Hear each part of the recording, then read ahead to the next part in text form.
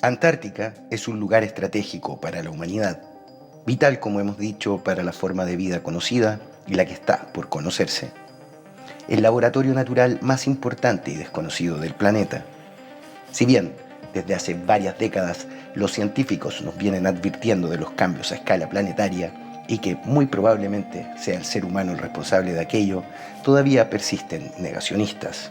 Hoy parece existir consenso acerca de la emergencia ambiental que vivimos en el mundo. Con el paso de los años se ha hecho palpable para los ciudadanos los cambios climáticos y muy pocos aún piensan que se trata de otro cambio en la Tierra como los muchos que ha vivido.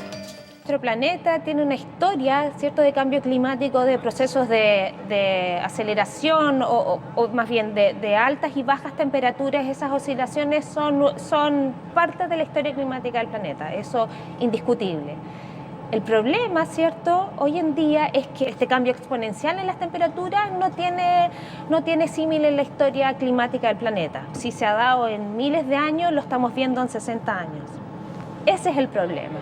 Entonces, todas las especies, toda la biota tiene un proceso o ha tenido un proceso evolutivo que justamente se ajusta a miles de años o incluso millones. El problema está en eso. El problema que enfrentamos es la velocidad que hemos volcado a los cambios en nuestra atmósfera y océanos, provocando un acelerado escenario que nos tiene frente a una posible catástrofe ecológica. Al no existir depredadores eficaces y rápidos en las aguas de la Antártica, algunos investigadores intuyen que de calentarse unos grados el mar austral a largo plazo, podría romperse la barrera que logra mantener la biosfera antártica.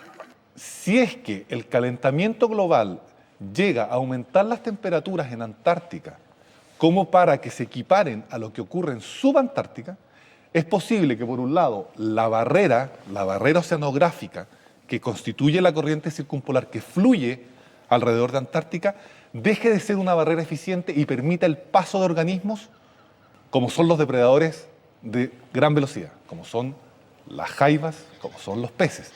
Si eso ocurre, en el fondo podríamos tener un problema serio con la fauna endémica antártica que no está preparada para lidiar con ese tipo de depredadores. Eso yo lo estoy pensando a largo plazo. Desde 1880, la temperatura global del planeta ha aumentado alrededor de 1 grado Celsius, con varios años a principios del siglo XXI catalogados como los más cálidos del registro histórico.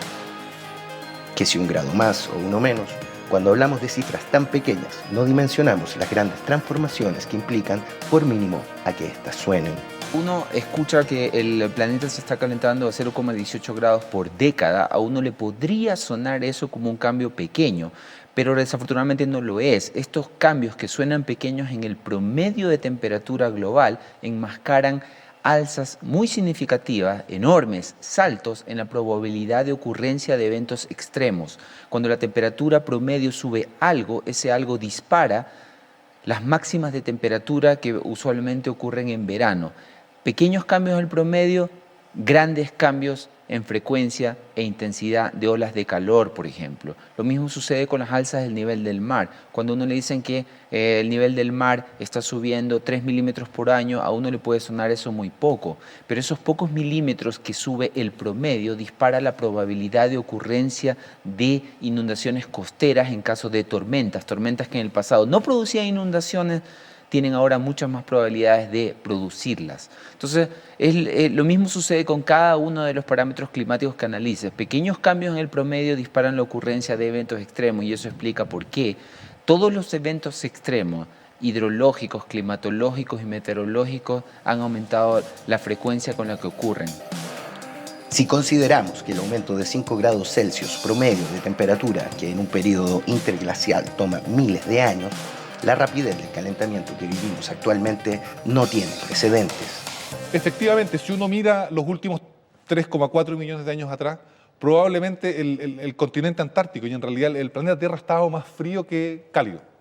Los periodos glaciales son muchísimo más largos que los periodos interglaciales. Durante el Antropoceno, que es el periodo que estamos viviendo actualmente y que se está hablando hoy en día del Antropoceno y el efecto antrópico que tiene las emisiones de gases invernaderos sobre todos los ecosistemas, Lo que está ocurriendo es que el periodo interglacial, que debería probablemente haber durado, por decir, unos 20.000 años, probablemente se va a extender por un tiempo muchísimo más largo. Dada la sensibilidad de la Antártica Occidental al calentamiento del océano, durante el siglo XXI podría esperarse una disminución del manto de hielo en la zona. Esto si la temperatura promedio aumenta 2 grados Celsius durante las próximas décadas, que es el límite propuesto según el Acuerdo de París.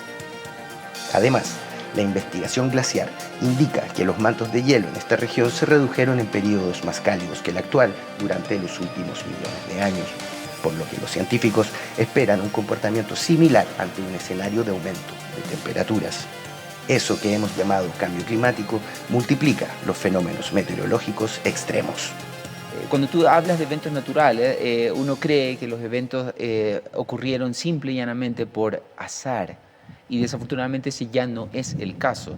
La probabilidad de ocurrencia de los eventos extremos de todo tipo hoy está fuertemente influida por las emisiones antrópicas, el cambio en la composición de la atmósfera inducido por las emisiones en particular de CO2. Pero, por ejemplo, nosotros simplemente decimos que el cambio climático produce alzas enormes en la probabilidad de ocurrencia de eventos extremos. Y esto no es una cosa que va a pasar en el futuro, es una cosa que lleva ocurriendo décadas. La frecuencia con la que estos eventos significativos se dan se ha triplicado solamente desde los años 80 y nosotros esperamos que esa alza desafortunadamente continúe en décadas futuras. Justamente eso es lo que ha llevado a que finalmente estemos prestando más atención. La frecuencia e intensidad con la que estos eventos extremos se dan es tal que ya no los podemos ignorar. Pero además existe la posibilidad que nos enfrentemos a otro tipo de emergencias, como la migración por falta de agua o zonas de saturación por contaminantes. Esto no solo la migración por problemas humanitarios o problemas de algunos conflictos bélicos entre países, sino que también se produce migración climática. Entonces, la migración climática en otras zonas, obviamente África, alguna parte de Asia, es muy relevante, mueve millones de personas.